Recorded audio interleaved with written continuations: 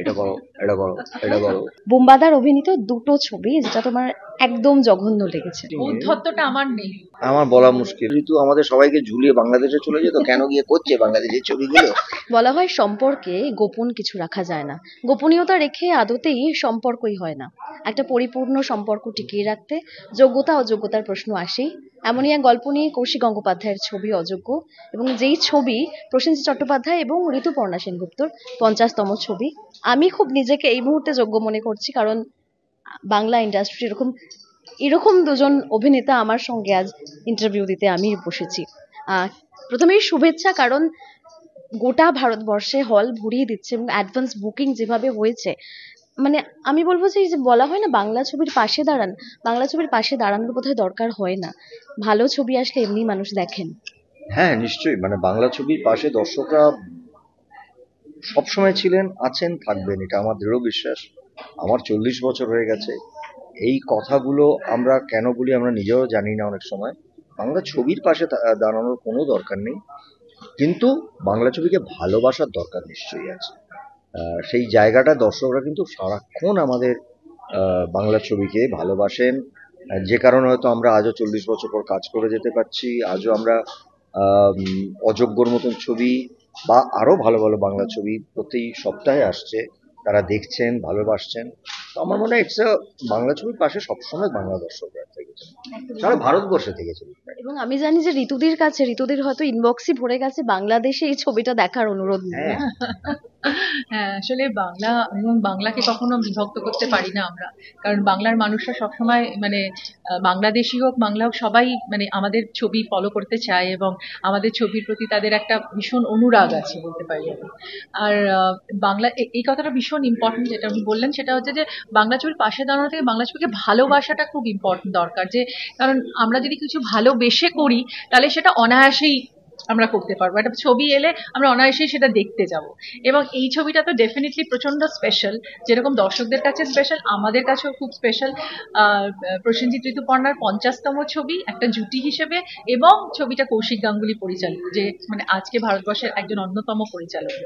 তো সেইখানে আমার মনে হয় যে এই পুরো ব্যাপারটার এই যে এক্স ফ্যাক্টরটা যেটা হচ্ছে যে মানে একটা ভালো ছবি দেখার আনন্দটা, সেটা আমার দর্শকরা যেন ভরপুরভাবে নেন এবং আরো মানে ইন্সপায়ার করেন অন্যদের যাতে এই ছবিটা দেখে। আচ্ছা, একটা প্রশ্নে আসি দুজনের কাছে। কৌশিকদা, তোমাদের কাছে যখন এই ছবির অফার নিয়ে আসার আগে তোমরা দুজনে তো নিশ্চয়ই ভেবেছিলে 50তম ছবিতে একসঙ্গে কাজ করবে। কোন ছবি, কোনো কন্টেন্ট নিয়ে তোমাদের দুজনের আলাপ হয়েছিল, কখনো কথা হয়েছিল?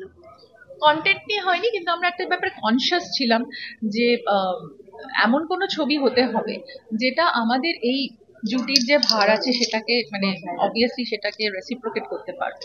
আর সেখানে দরকার অভিজ্ঞ এবং অবশ্যই মানে যেই পরিচালক আমাদের এই গুরুত্বটাকে হ্যান্ডেল করতে পারে।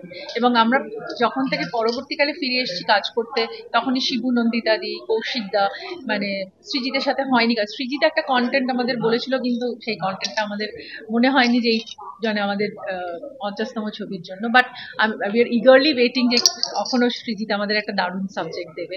তবে এই সাবজেক্টটা কৌশিক দাও কিন্তু অনেকটা সময় নিয়ে ডিসাইড করেছিল যে 50তম ছবির স্ক্রিপ্ট বা বিষয় নির্বাচনটা কি হবে। এবং সে তারপরে কৌশিকদা ফিরে আসে এবং বলে যে একদম স্ক্রিপ্ট রেডি, কারণ এর আগে একবার কথা হয়েছিল যে ছবি শুরু হবে। আমাদের প্রযোজকও রানে মানে Surinder films was very decided যে আমরা কিছু তাড়াহুড়ো করব না, একেবারে একটা প্রপার যোগ্য স্ক্রিপ্ট আনতে হবে অযোগ্যর জন্য। 1.5 বছর সময় কৌশিক কখনো নেয়নি। আমি ওর সঙ্গে অনেকগুলো কাজ করেছি। ও একবার করে ফোন করেছে, সময় নিয়েছে, ডেট কথা বলেছে, আবার বলেছে দাঁড়া দাঁড়া আমাকে 3 মাস সময় দাও। আর এইটা না, আমি বলছি যে এটা আমাদের 50তম ছবি না হলেও ধরো এটা আমাদের 48তম ছবি হতে পারতো বা 52তম ছবি হতে পারতো।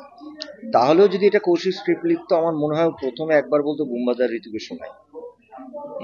কারণ আমার মনে হয় এখানে নায়ক প্রসেনজিৎ ঋতুপর্ণা 50তম ছবি যেরকম ইম্পর্টেন্ট, সেখানে অভিনেতা প্রসেনজিৎ এবং অভিনেত্রী ঋতুপর্ণা, এই দুটো চরিত্র প্রসেন এবং পর্ণার চরিত্রটাকে ওই ম্যাচুরিটি, ওই বয়স, ওই ইকুয়েশন সেখান থেকে বোধহয় কৌশিক আমাদেরকে একবার শোনাতেন যে তোমরা করবে এটা।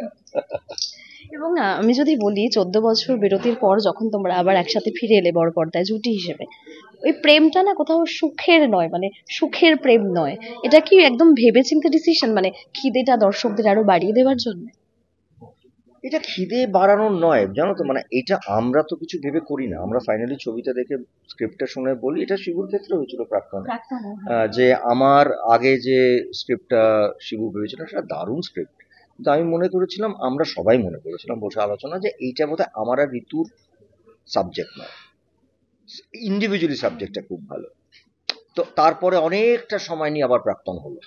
সো আমার মনে হয় আমাদের দুজনকে নিয়ে কাজ করা, আমরা তো এখন ঠিক সো কল নায়ক নায়িকা নয়, আমাদের নিয়ে কাজ করার পেছনে যেটা কৌশিক বলেন সব সময়, যে তোমরা না দর্শকের কাছে অলরেডি স্ক্রিপ্ট নিয়ে বসে আছো, ওই স্ক্রিপ্টটা অলরেডি ডান। এই স্ক্রিপ্টের একটা নিজস্ব একটা কভার স্ক্রিপ্ট আছে, সেই স্ক্রিপ্টটাকে মাথায় রেখে আমাকে বা শিবুকে আমাদেরকে কাজ করতে হয়, এবং সেই কাজটা করতে সেটা কিন্তু ডিরেক্টররাই এটা ডিরেক্টর, এটা আমরা জানি না, সত্যি আমি জানি না। আমার কাছে মনে হয় আরে আমি যে শ্বশুর বাড়ি করলে এখন আবার নেচে সো এইটা আমি বুঝি না, কিন্তু ওইটা না যে কারণে পরিণত পরিচালক আজকে শিবু নন্দিতা দি বা সৃজিত বা কৌশিক, এরা যখন, সৃজিত হয়তো করছে না কাজ, কিন্তু যে মুহূর্তে আমি জানি, যদি বলে যে আমি তোমায় ঋতুকে নিয়ে কাজ করতে চাই, আমি জানি Srijit will come out with something which is একটা অন্য। আমরা আবার অপেক্ষা করবো 2 বছর কবে সৃজিত ভাববে। একটা সৃজিতের সাথে ডেফিনেটলি কাজ করার ইচ্ছে, এবং শিবু নন্দিতাদির সাথেও আরেকটা কাজ করার ইচ্ছা, বাট টাইম কৌশিকদার সাথে তো বটেই। তো সেই জন্য আমাদেরও একটুখানি, মানে দেখো আমাদের এই জুটিটার উপর আমাদেরও তো একটা দায়িত্ব আছে। তো ফলে সেই দায়িত্বটা তখনই বর্তায় তখন যখন আমরা সব দিকগুলো ভাবি যে এই এই পুরো সিচুয়েশনটা হলে বা এইরকম একটা কম্বিনেশন হলে অ্যাটলিস্ট আমরা একটা কিছু ডেলিভার করতে পারবো যেটা দর্শকের কাছে অনেকটা ক্রেডিবল লাগবে। তো সেই জায়গাটা থেকে আমাদের বারবার এইরকম পরিচালকদের কাছে ফিরে আসা। এবার না একটা মানে ছবি নিয়ে আমাদের কথা শুরু হলে থামার নয় যদিও, কিন্তু একটা মজার গেম খেলি আমরা দুজনকে নিয়ে। প্রথমে ঋতুদির কাছে আসি। বুম্বাদার অভিনীত 2টো ছবি যেটা তোমার একদম জঘন্য লেগেছে। জঘন্য লেগেছে? আমি খুব একটা ওর মানে জঘন্য ছবি দেখিনি। তবে আমার একটা ছবির নাম এখন মনে পড়ছে না, অনেকদিন আগে দেখেছিলাম, মানে তখন মানে একদম অনেক আগের, যেখানে মানে খুব একটা কিছু অভিনয় ছিল না, শুধু মারামারি ছিল আর গান ছিল। প্রচুর ছবি তো সেইটা আমি মনে হয়, কিন্তু তারপরে এত ভালো ভালো অভিনয়ের ছবি দেখেছি, তখন আমি মনে ছিলাম যে he is such a good actor, শুধু মারপিট কেন করলো। আমার বলা মুশকিল, মানে হ্যাঁ, মানে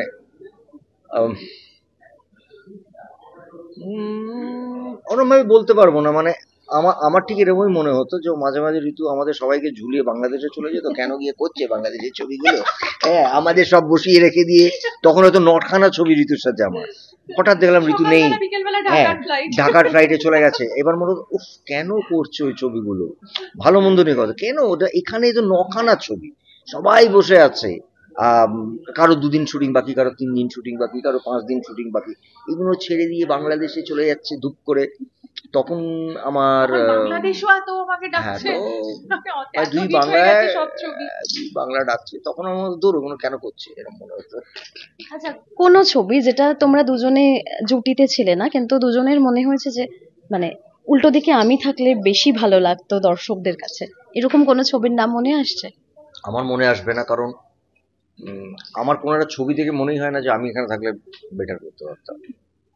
এটা আমার মাথাতেও আসে না, বরং আমার মনে হয় যে বাহ এটা তো দারুণ করলো, এটা তো ও ফাটিয়ে দিয়েছে, এই জায়গা দারুণ করেছে।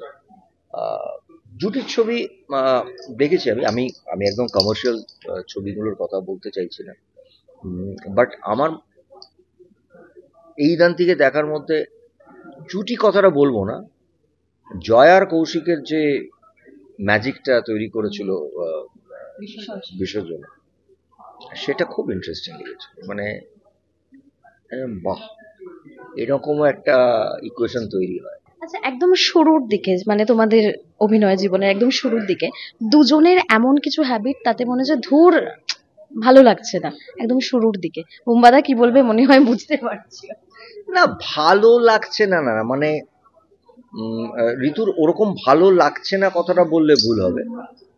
কিন্তু ওইটা হয় না, একটা ইনবর্ন ট্যালেন্ট থাকে মানুষের, একটা ইনবর্ন ট্যালেন্ট।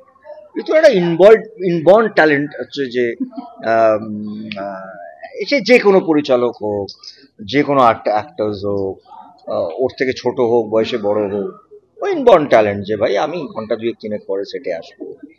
তো এটা একটা কনফিডেন্স, এটা এটা নিয়ে বুম্বাদা মনে হয় একটা ছবিও বানাবে। হ্যাঁ, এইটা একটা কনফিডেন্স। আমি এটা ওই জন্য একটা বলি content হতে যে পারে। ও জন্মানোর পরে ডেট আর মানে ঘড়ি আর ক্যালেন্ডারটা রাখেনি, ওটা নেই ওর।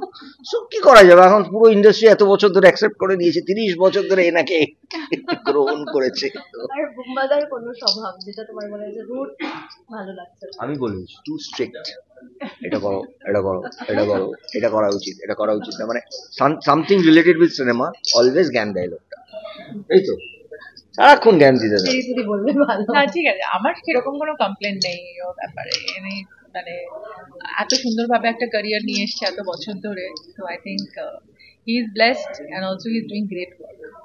আচ্ছা, নিজেদেরও তো কোনো কোনো ক্ষেত্রে আমরা অযোগ্য মনে করি, সে যে কোনো ক্ষেত্রে হয়। কোন কোন ক্ষেত্রে নিজেদের অযোগ্য মনে করো তোমরা?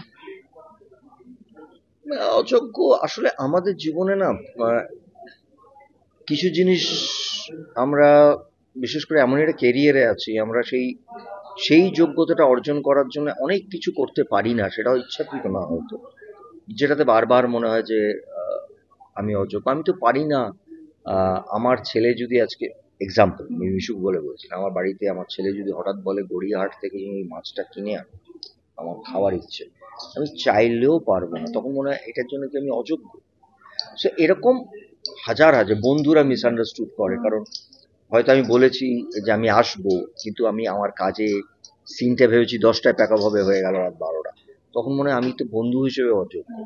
কিন্তু এটা না, তার পেছনে সার্কামস্টেন্স আছে, যে সারাক্ষণ আমি ইচ্ছাকৃত করছি তা নয়, বাট এটা আমার মনে হয় এটা has become part of our life, যোগ্য আর ওই অযোগ্যর খেলাটা। কিছুটা একই ব্যাপার। ম্যানেজিং এক্সপেকটেশনস আমি মনে করি ম্যানেজিং এক্সপেকটেশনসটা আহ, এত বিভৎসভাবে আঁকড়ে ধরে, কারণ এই যেটা বললো ভেরি ট্রু, যে অনেক সময় ভাবি যে 10টার সময় প্যাক আপ হয়ে যাবে, এইটা আমি অ্যাটেন্ড করতে পারবো, কিন্তু সেটা চলে গেল রাত্রি 2টো 2:30 অব্দি, এবং ক্যামেরার সামনে ছেড়ে তোমরা আসতে পারবো না। ওইটা আবার ওই অযোগ্য শুটিং ঔদ্ধত্যটা আমার নেই। আচ্ছা, যদি প্রশ্ন করি যে বাড়ির কোনো একটা পার্টিকুলার কাজ, সংসারের কোন কাজে তোমরা অযোগ্য মনে করো? সংসারের কোনো কাজ একটা আমি শুনে নিয়েছি, বাজার করা। ওটা না, বাজার করা আমি পারি না তা না। মিশুক জন্মানোর থেকে আর বছর দুয়েক আগে অবধি মিশুকের একটা জামা কাপড় অর্পিতা কেনি, আজ অব্দি। এটা টোটালি আমার, এটা আমার বাজার করতে, আমি তো কলকাতাতে বাজারটা করতে পারি না, বিকজ আমি গেলে বাজারটা আর হবে না, তো সেটা না, বাজারে করতে দারুণ পারি। তাহলে কোন কাজে অযোগ্য আমি নিজে, আমার মনে হয় আমি সব পারি, আমি ঘর ঝাড় দিতে পারি, কাপড় কাচতে পারি, বাড়ি পরিষ্কার করতে পারি, হয়তো রান্নাটা একটু অযোগ্য, মানে খেয়ে নিতে পারবো, খাইয়ে দিতে পারবো, মানে টেস্টি রান্না করতে পারবো, আদারওয়াইজ বাড়ির আমি খুঁটিনাটি কাজ পুরোটা করতে পারি, পুরোটা। প্রয়োজনে সব কাজ করতে পারি, প্রয়োজনে সব কাজ, কোভিডের সময় তো ইউজ টু ডু এভরিথিং, মানে প্রয়োজনে সব কাজ করতে পারি। রান্নাটাও এখন একটু মানে শিখে, মানে হাত, আমি আবার খুব ইনোভেটিভ রান্না করি।